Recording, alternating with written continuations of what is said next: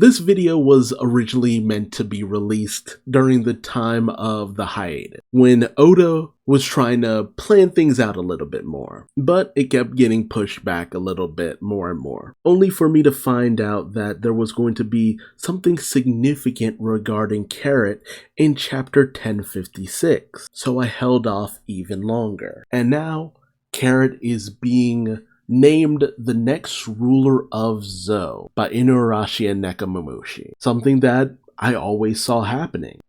Just not yet, because she still has to travel with the Straw Hats, of course. From the jump, we've seen how strong and capable Carrot already is. She's not the absolute strongest, but she's no slouch. From the jump, we've been shown that she has a massive amount of potential to be a highly combative fighter. Remember, when Luffy met Inuarashi for the first time, he noted how strong he was, how capable he was, something that Luffy very rarely does. And when Jack the Drought was introduced, the 1 billion berry man, the first time we had ever been introduced, as far as we'd known, to someone with such a high bounty, Inuarashi went toe-to-toe with him right out the gate. Even Nekomamushi was no slouch against Jack, and they mostly got each other to a bit of a stalemate. And remember, even at this point, when we were introduced to Jack, Luffy had yet to go face to face with a Yonko commander. And when he did, he needed help. But the rulers of Zou?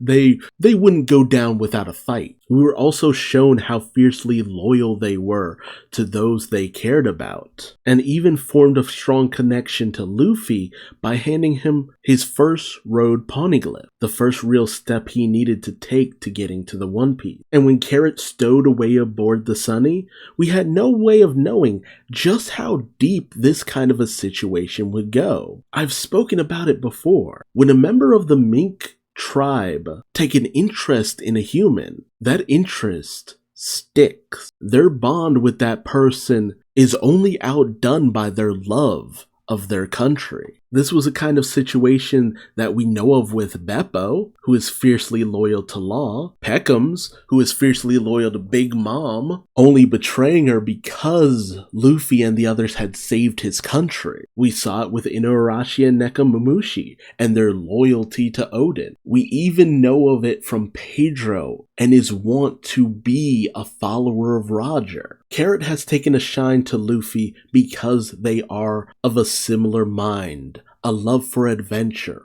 a want for joyous, raucous fun, an interest in exploring new sights. And even after experiencing the dangers of Whole Cake Island, she was still interested in exploring Elbaf when she heard about it. She took an immediate interest in a land of giants, in a similar fashion to how she took an interest in going to the tea party. She heard about it and immediately wanted to go. The quest for adventure is the most important part of being a Straw Hat.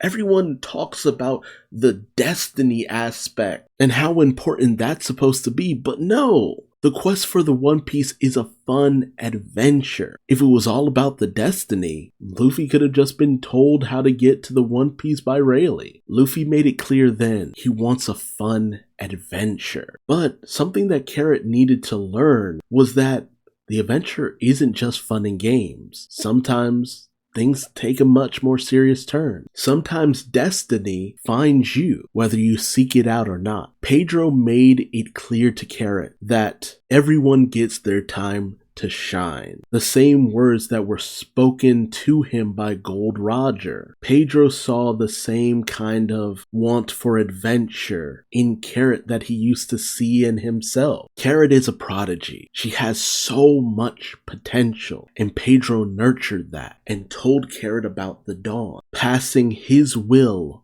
on to her. But that will wasn't about ruling. That will was about making sure of a better tomorrow. It's something he was willing to sacrifice his life for. Sacrificing his life to free Brook and Chopper, to make sure that the Straw Hats were able to have a fighting chance against the Big Mom pirate. It was something that stuck with Luffy. One of the few deaths that had ever really occurred in this fashion. One of the few deaths since Ace. There has to be something more to it than just a sacrifice. And Jinbei noted, Carrot was so young to go so long, but she had such control over it, such finesse. The idea that she could grow even more powerful with time, that power needs to be nurtured even more. And this moment where she wanted to let Sanji know about Pedro's sacrifice, but didn't want him to feel depressed about it. Just be grateful for the sacrifice that he made. That showed a lot of growth on Carrot's part. And the joyous moment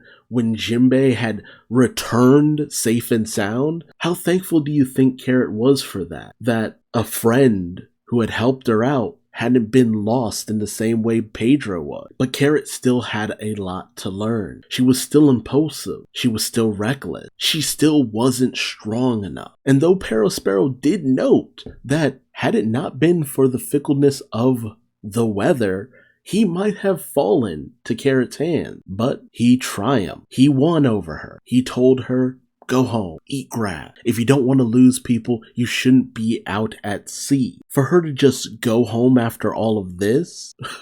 What kind of lesson is that for a future ruler of a country? No, there needs to be more defiance than that. There needs to be more of a journey for this young rabbit mink before she's ready to settle down. She has so much more growing to do, and I can't see that happening just on Zou. Nekomamushi and Inuarashi are only as strong as they are because of the experiences they had out in the world. And something that a lot of people forget is that during the popularity poll, when Carrot had placed so high, Oda had left a message, part of it saying, it's amazing how different the preferences towards these characters are all over the world. And it was so fun seeing how it went down for Robin and Carrot. Robin, her significance to the story is at an all-time high. She can read the poneglyphs. She is the vessel by which we will understand the ancient weapon and locate the One Piece. And for Oda to place Carrot in the same sentence as such a prominent character, Oda's not done with Carrot. Far from it. And for this to come and to come along not too far from when she was defeated by Perospero. No, there's something odd there. There's something bigger on the horizon for Carrot. And it's not just the ruler of Zou. Not yet. Again, not yet. The fact that she recognized that there were others who could take care of Zou instead of her. It felt like it was being spelled out that Wanda and Sicilian could take care of things while she's away. She's shown a history of stowing away, and she knows Pedro's will for the Straw Hats to make it to the end of the line, to see the dawn of the new world come to fruition. There was even some classic foreshadowing by Oda when she was declared the next ruler of Zou. What was Carrot eating? Oden. And during the SBS, the latest SBS during the time of this recording, what has become Luffy's favorite food? At least in Wano, it's Oden. Carrot is destined to rule, but there are things she still needs to do. Growing she still needs to do. Experiences she still needs before she's ready to take on such a role. Carrot has the potential. It just needs to be nurtured. Oda has given so many hints that her journey is far from over, that she's still lacking in certain kinds of ways. She needs to continue out at sea. She needs to see the answers of this world. But what do you think? Do you think I made a compelling argument for Carrot not yet becoming the ruler of Zou? Why Carrot still needs to continue